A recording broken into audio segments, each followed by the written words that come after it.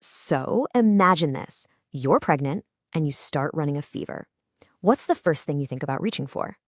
Well, for a huge number of expecting parents, we're talking somewhere between 40 and 65%, the answer is acetaminophen.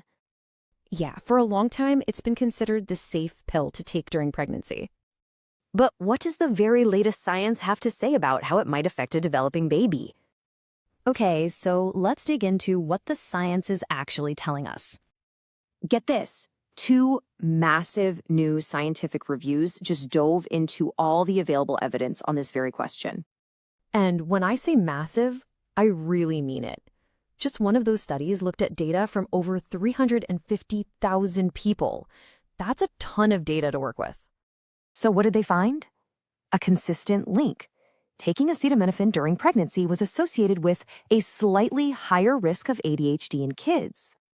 Okay, but hold on. This is where it gets a little complicated. Is it actually the drug, or could it be the reason someone's taking it? Like the fever or infection itself. That's connected to the risk. Basically, researchers had to play detective and figure out which was the real culprit, the pill or the sickness.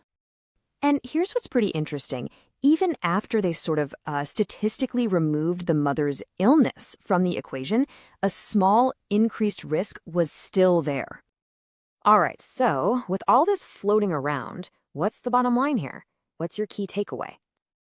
Okay, so here's the deal. The evidence is described as convincing, but at the same time, it has low certainty. Now, that sounds confusing, right? It basically means there seems to be a potential link, but we can't say for sure that the pill causes ADHD. It's a classic case of correlation, not causation, which is why the single most important step you can take is to just talk to your doctor.